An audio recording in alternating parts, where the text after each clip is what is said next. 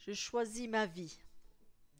Tous les matins, quand je me lève, je prends conscience que c'est ma vie, que je vis ma vie, que je choisis ma vie, que je décide ce que je souhaite.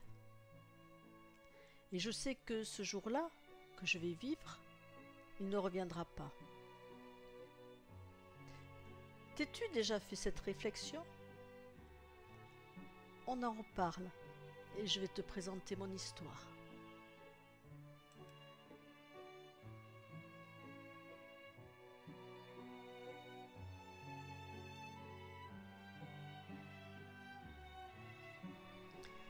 Catherine Pénoat.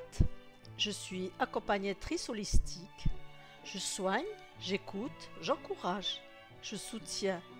J'enseigne des personnes qui décident d'ouvrir leurs ailes vers une vie meilleure.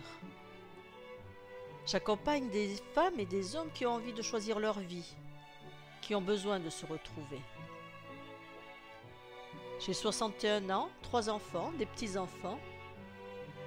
Podologue à 20 ans, j'ai toujours étudié pour trouver une solution pour mes patients. Au début. Et très vite, j'ai compris que c'est moi qui avais besoin d'apprendre, c'est moi qui avais besoin de travailler. J'ai fait beaucoup de formations en soins, en développement personnel, durant 40 ans. Mais j'ai surtout passé beaucoup de temps ces dernières années, ces 8-10 dernières années, aux Philippines, auprès des guérisseurs menus. Là-bas, j'ai trouvé une famille spirituelle. J'ai été nommée révérende et j'ai effectué de nombreuses missions avec eux. J'ai guéri de mes blessures intérieures et je me suis ouverte à la spiritualité. Voilà ce que je voudrais partager avec toi tout au long de ce podcast. Je t'encourage à regarder mon site si tu penses que je peux t'aider, si mon expérience a de la valeur pour toi. Voici le premier épisode de mon podcast.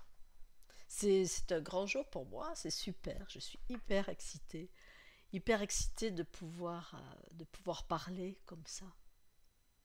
Et tout d'abord, permets-moi de te tutoyer, parce que là on est en tête à tête, et c'est à toi que je m'adresse en ce moment, et à personne d'autre. C'est à toi que j'ai envie de parler, et je vais te parler de moi, je vais te parler de toi. Nous allons soulever des sujets de réflexion. Je vais te poser des questions. Tu vas te questionner. Tu vas quelquefois être d'accord, quelquefois pas. Mais surtout, jamais ne culpabilise. Jamais reproche-toi quelque chose. Et puis, je vais aussi te partager des petits exercices, des petits trucs, pour que tu puisses voir la vie différemment, pour t'aider à avancer. T'aider à avancer vers ta vie à toi, la vie que toi tu choisis. Parce que finalement, quand on fait une rétrospective de sa vie, qu'est-ce qui se passe? Quand on est bébé, quand on vient de naître, qu'est-ce qu'on cherche? On cherche l'attention de ses parents, on veut être aimé, et très vite on comprend ce qu'il faut faire pour qu'on s'occupe de nous. Très vite, on comprend ce qui est important pour qu'on nous regarde, pour qu'on nous aime. Et on le fait. Ça marche, on fait, on continue. Et puis, on va à l'école, on commence l'école. Et puis là, pareil, on veut être aimé, on veut être regardé. Et puis, on va faire tout ce qu'il faut. Tout ce qu'on va nous demander, on va essayer de le faire pour être aimé, pour être reconnu. Donc, les parents, l'école, la maîtresse, les amis, tout ça, on va suivre ce qu'il faut. S'il faut jouer, à courir, on va courir. Même si tu n'as pas envie, tu le faisais quand même. Pourquoi? Parce que tu voulais être dans une bande, parce que tu voulais qu'on t'aime, parce que tu voulais avoir des copains, des copines. Et donc, on se met à faire plein de choses qu'on n'a pas vraiment envie. Et puis, on grandit. Alors là, on devient ado, là, c'est autre chose. Là, on se rebelle. On se rebelle complètement parce que là maintenant on a compris, on connaît la vie, on sait ce qui est bon pour nous, on sait ce qui n'est pas bon pour nous, et puis on le dit fort d'ailleurs, et on fait complètement l'inverse de ce que nos parents nous ont dit de faire. Oui, mais sauf qu'en faisant complètement l'inverse, ben on n'est pas encore nous-mêmes. Et puis on tombe dans l'autorité, je dirais, de la société de consommation. Là, on commence à se faire avoir par la mode, par les chaussures qu'il faut porter, par la musique qu'il faut écouter, qu'on aime. C'est bizarre, hein, il y a des années, on aime le rap, on adore le rap. Et puis il y a des années, c'était le rock. C'était super le rock. Bon, moi j'ai jamais aimé le rap, hein, personnellement. Et puis, bon, après on grandit, on commence à se calmer un petit peu, et puis il faut rentrer dans le rang, quoi. Il faut aller dans le moule parce faut travailler, il faut trouver un travail. Donc on fait ses études comme on peut. Et puis on commence à travailler. Et là, pareil. Bah, si on a bien travaillé, si on s'est vraiment affirmé, jusque-là, on peut faire un travail qui nous plaît. Mais souvent, c'est le travail qu'on a réussi à avoir. C'est le travail qu'on a la chance d'avoir, parce que c'est quand même une chance extraordinaire d'avoir du travail maintenant. Donc on va pas se plaindre, hein. Déjà on a du travail, donc on y va, quoi, hein, et puis on se tait.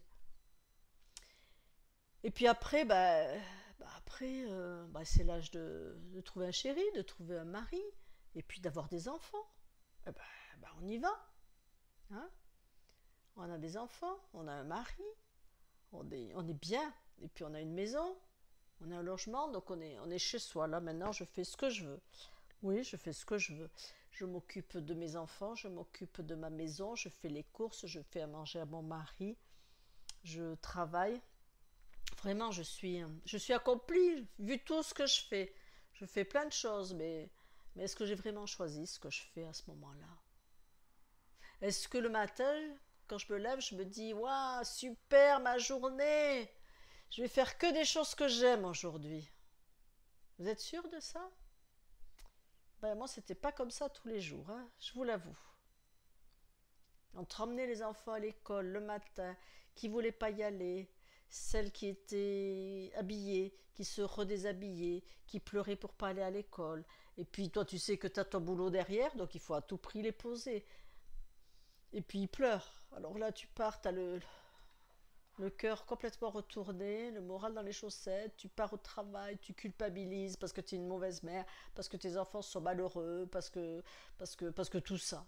Bon, une fois que tu as tourné les talons, ton enfant va toujours beaucoup mieux. Il se porte très bien.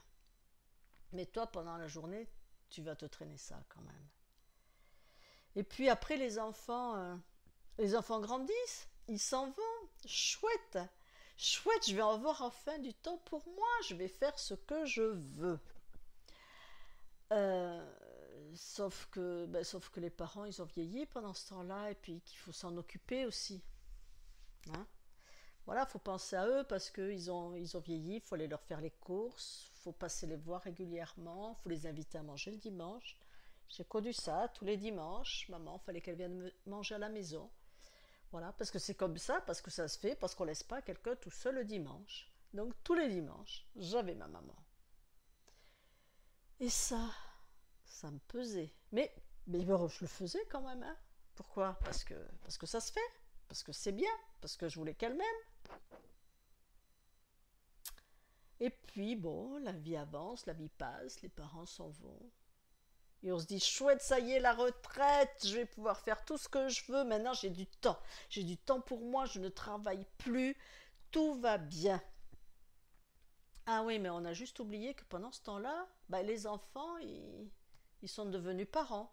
Et nous, on est devenus grands-parents. Ah mais maman, mais t'as du temps de libre, toi maintenant, tu as la retraite.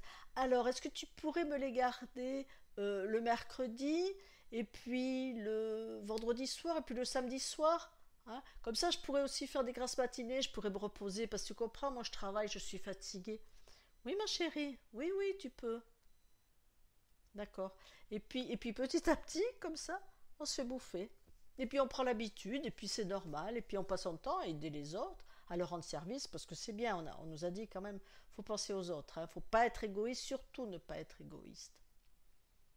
Ben oui, mais on n'a pas été du tout égoïste. Donc à aucun moment on a pensé à soi. Et quand on se retourne après sur sa vie, et qu'on regarde, waouh, à quel moment j'ai vraiment pu faire ce que je voulais? À quel moment j'ai pu voyager comme je voulais? À quel moment je me sentais légère? Je me sentais heureuse.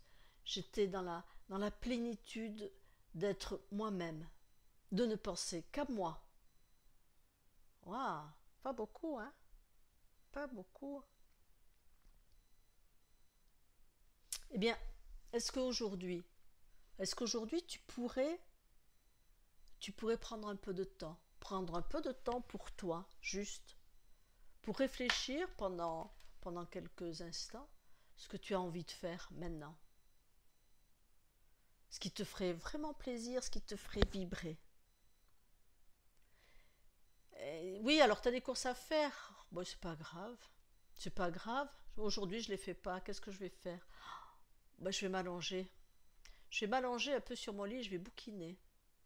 Ou alors je vais regarder un film complètement idiot. Ou alors je vais peut-être sortir le cahier à dessin qui est bien rangé au fond du tiroir avec mes crayons. Et puis je vais faire un croquis. Les courses, bon, c'est pas grave finalement. On mangera des pâtes ce soir. Quel est le prix à payer? Quel est le prix à payer si tu ne prends pas tes décisions? Si toi tu ne décides pas de ta vie, sache bien que les autres vont décider pour toi. Et c'est ça qui est important. Dans notre vie, nous devons un moment dire stop. Stop aux autres, stop à l'extérieur. Mettez votre main sur votre cœur. Et moi, qu'est-ce que maintenant j'ai envie de faire de moi? Parce que c'est ça la vie. Rien d'autre. Tu es là pour vivre ta vie. Et tu dois choisir ta vie. Alors, prends de quoi écrire et pose-toi la question. Est-ce que je choisis vraiment ma vie? Dans quel domaine je choisis ma vie? Et qu'est-ce que je pourrais faire pour que ça change?